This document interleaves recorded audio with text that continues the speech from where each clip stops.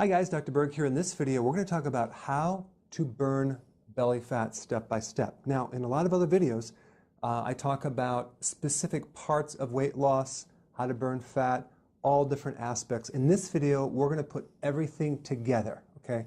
There's really three basic sections. The basics of what to do, things to add to speed up weight loss, and things to avoid to speed up weight loss, okay? So let's talk about the basics first. And some of this might be just repetitive, but if you've never seen a video from me, this will be very helpful. Make notes.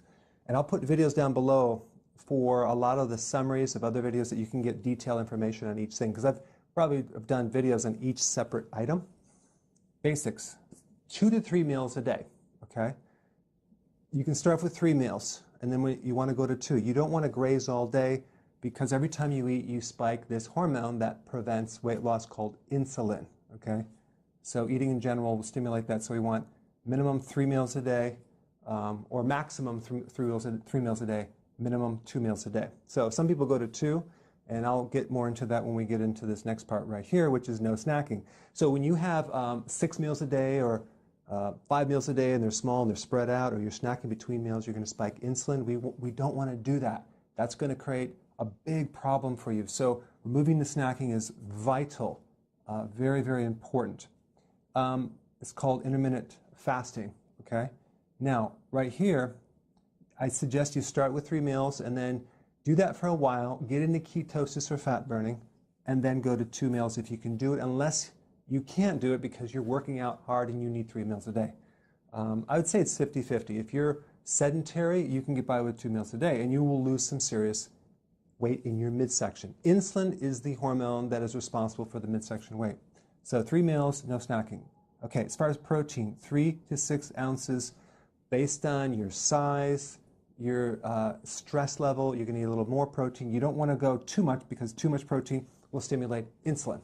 Okay, 3 to 6 ounces per meal. Now, if you're not hungry for protein, let's say for dinner, then don't eat it. So, but this is kind of an average. Now, next one, 7 cups of veggies. Why? Because we need to flush out all this fat that's going to be coming out through your liver. All the fat through the body has to go through the liver, and if you don't consume enough vegetables, you can end up with a fatty liver. Plus, vegetables give us the potassium we need. We need about 4,700 milligrams. That's a lot. So that's about 7 to 10 cups. Very few people do that, but you want to consume the vegetable first and have a huge salad and then a small amount of protein. Now, next one is no sugar. This is a given because sugar increases insulin, and also I'm talking about the hidden sugars, the breads, pasta, cereal, crackers, biscuits, waffles, pancakes, muffins, alcohol, okay? So we want to cut the sugar and refined carbs out. Next one, healthy fats. This is essential because when you consume fat at the end of the meal, that allows you to go to the next meal without being so hungry and craving and starving that your blood sugars crash. So this basically allows you to do 3 meals or 2 meals without being hungry, thereby not increasing insulin. Fat is one of the only things that does not increase insulin. It's neutral, so this is safe. If you're worried about calories, I put some links down below. Okay, these are the basics. Now, if we want to speed things up, we can add some MCTs to the diet. That's like in coconut oil, medium chain triglycerides. That will increase fat burning. Next one is potassium. Why? Because at the heart of weight loss, we want to avoid insulin. And so most people that can't lose weight have too much insulin. They have insulin resistance, so we want to fix that. Potassium is one of the ways to do that. You can consume all these vegetables or even take it in some supplement, potassium citrate, to actually heal the aberration or dysfunction of insulin. Next thing is apple cider vinegar. Why? Because the acid in apple cider vinegar, called acetic acid, does improve the output of insulin. It reduces insulin. It improves insulin resistance. It lowers your blood sugars. So it's very good for diabetics. And take this 1 in the morning, 1 teaspoon with a glass of water, and 1 before bed, or with your dinner if you have digestive issues. Very important. Chromium, again, you can find a supplement with chromium to help your blood sugars. Chromium is a mineral that actually has been proven to help insulin. Again, keep it in check. B vitamins, another key thing, especially vitamin B1, for regulating insulin control and improving insulin resistance. Nutritional yeast is your go-to. Okay, next one is high-intensity interval training. If you add high-intensity, full-body resistance training, you're going to spike growth hormone and you're going to speed up weight loss. The key is short bursts of high intensity, lots of rest. Okay. Again, I'll put some videos down below to get specifics on that, but this is the icing on the cake. Okay. Next one is more sleep. Adding more sleep. Why? Because growth hormone is triggered when you're sleeping, and that is the primary hormone that stimulates fat burning. So more sleep. So if you could just take a nap, sleep in longer, get an extra hour of sleep, that goes a long way. That's more important than high-intensity interval training. Sleep is the key, okay? Now, next one is recovery, making sure that if you are doing high-intensity interval training, that you're recovering after. You're not doing it every day. Some people need to do it every other day, some people every third day, some people once a week, depending on how you feel when you work out.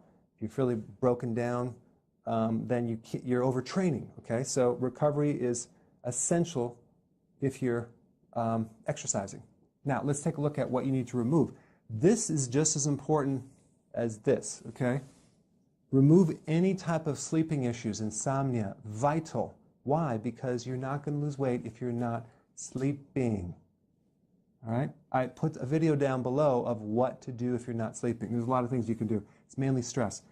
Bloating. If you're bloating, let's say you're consuming too much kale or too much cruciferous vegetables that you're not used to consuming, and then you're bloating, that is going to slow down weight loss. So you're going to have to go back to the vegetables that you can digest and maybe even steam some until the bloating goes away. Also, people consume too many nuts. That can create bloating. Again, we want to eliminate anything that bloats you. Sometimes adding more apple cider vinegar or an acidifier for the stomach will help it, or even a bile salt. I'll put some links down below for bloating. Okay, menstrual cycle issues. If your cycle is 2 weeks out of the month, you're not going to lose weight because the high levels of estrogen. Estrogen blocks the thyroid. Estrogen creates fat on the hips and the thighs. And we need to handle this cycle so it's really smooth. Again, I put a link down below of what to do for that. This is kind of like a little bit of an assessment for you to see what areas you have problems with. Okay? Some of these don't apply. Okay, stress. Mainly, you want to get a list of all the people you know that stress you out and avoid them for a while. You want to avoid the news. You want to avoid stressful situations. You want to do certain activities. I recommend an acupressure for your body to pull stress out.